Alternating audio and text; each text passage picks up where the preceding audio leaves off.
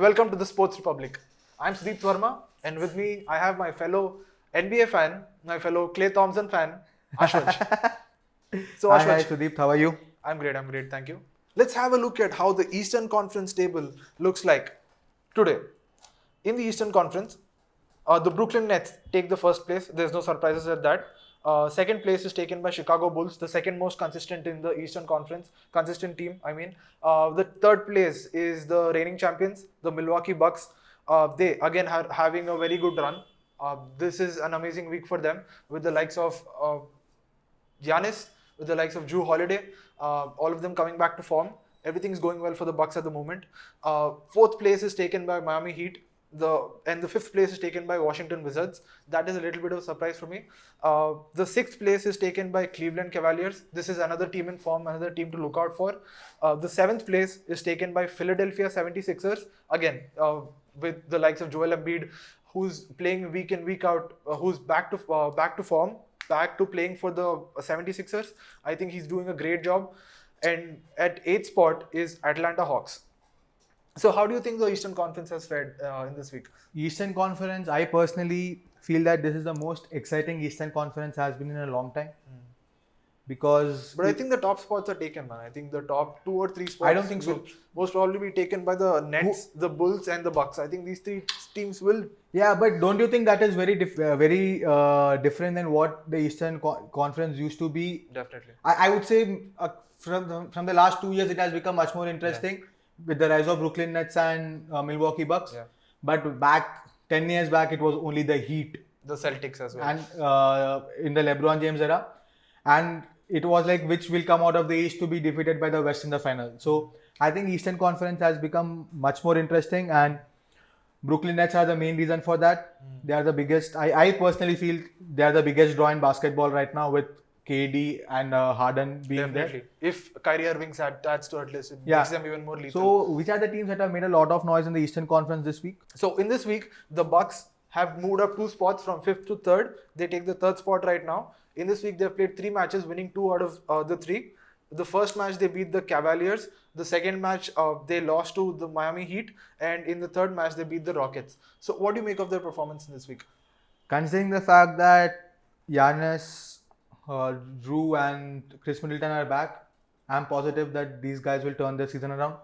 But I wouldn't put too much emphasis on this week's performance, because the only major big team that they played were the Heat. But now you can see that the Bucks didn't have a very good start to the season, but now they're slowly picking up. Exactly. Their big players Their big players are back, and I think Giannis is again performing at an MVP level.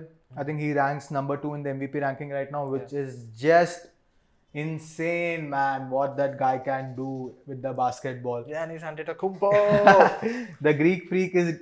I mean, he's a legit freak, man. I don't remember a lot of players who came into the league with no fanfare. I mean, Kobe was number 13 draft pick, but he was the best high school player. Steph Curry, people say, was a miss, but he still went number 7. But I think Giannis is one of those very few players who didn't come with a lot of noise. Like, the story where Mark Cuban passed on him. Complete hardworking player. His hard work clearly shows up. Hard work player, one of those players, who's dog. He's a dog. He's that old Kobe mama mentality. Mama mentality Giannis has. So I'm hoping that Bucks season will be back with these 3 guys back in and Giannis doing just Giannis things. But more than that, I'm really impressed with the way Chicago Bulls have performed this season. Definitely. Oh man, they have... The Bulls are living it up to the expectation. Yeah. The likes of Zach LaVine, DeMar DeRozan, all of them, Lonzo Ball and Alex Caruso, who Lakers are definitely missing in their defense. I mean, I think, in my opinion, I think the Bulls will make it out of the Eastern Conference. Oh, I was about to... That was my bold prediction for... I think the Bulls, they have a very good chance, man. Yeah, a very good chance to... It's a very hard team to beat in a 7-match playoff season. So I'm really looking forward to the Bulls season.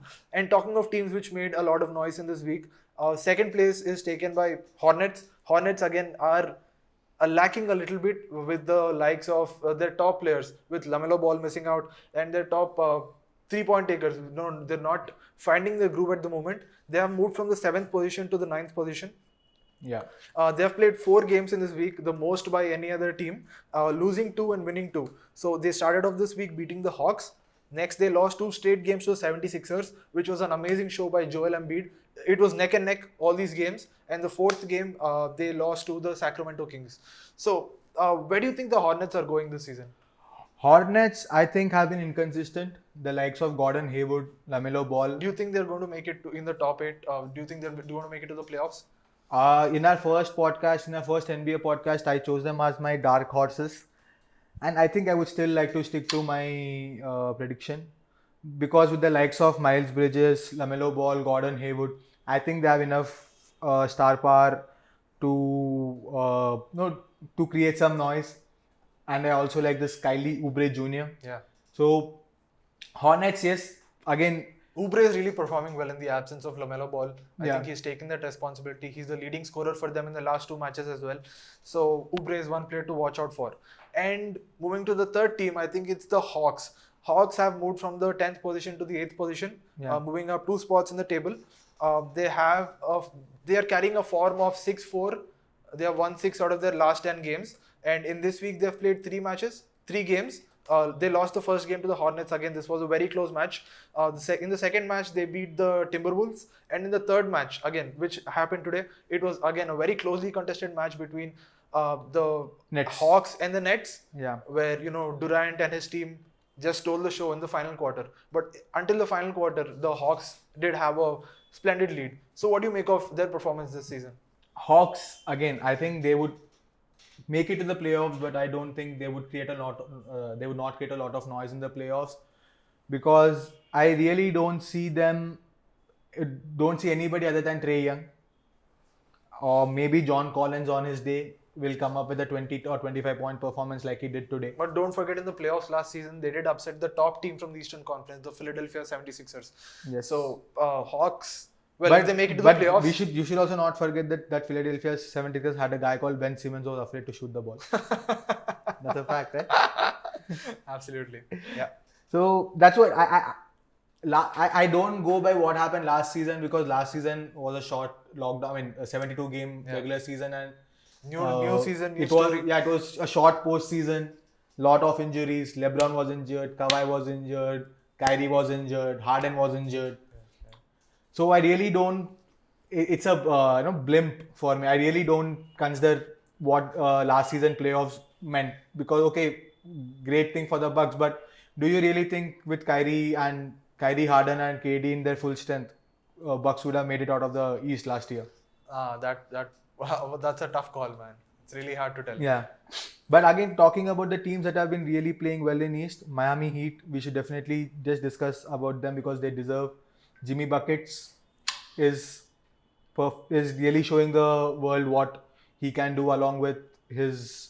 I think Jimmy Butler and Tyler Hero are those, 2 superstars. I think they're waiting for their third superstar to get out of injury with the likes of Bam Adebayor. I think if the 3 are fit, again, with Kyle Lowry, I think they all have the potential to upset any team on their day. Exactly. I think any team. They are they make the 4 strongest teams in the Eastern Conference, according to me, along with the Brooklyn Nets, the Chicago Bulls, the Milwaukee Bucks, and the Miami Heat. I think these 4 teams are teams to watch out for. Yeah. This season. I think Washington Wizards have benefited a lot from the Lakers' mistakes. Yeah. The bench Lakers traded for Russell Westbrook. I think the way it is looking now, Wizards have won the trade than the Lakers. And what is most important when you're playing the league is consistency. I think they have been really consistent. If you see, they were in the 4th position, I think, in the previous week. Yeah. And now in this week, they're in 5th. So they're dropping points here and there, but they are not falling off the cliff. Correct. They are still... And that is what makes East exciting this season, because last season, if you went to places like Chicago, Washington, Cleveland, you're expected to come back with a win. Yeah. But this season, that is not the case. You never know what's going to happen. You never know what's going to happen. Any team can upset any other team on their day. Yeah. So with that, I think I am actually looking forward for the next week matches, like I said, where we would be here like we are every week to discuss on all the happenings of the NBA. But before we go, I want to ask you a question.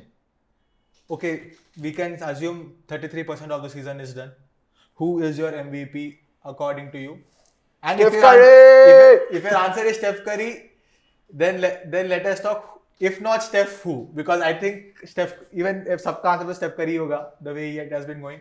I don't see anyone else winning the MVP this time. You don't see Giannis winning the MVP? But I'll make a bold statement if you want me to regarding the MVP. I think Steph Curry this year can become a unanimous MVP. So that's it, guys. That's it from the Sports Republic from this week's episode 2 of Clutch Sessions. So we'll see you back next week at the same time. So until then, adios. Hey, stop.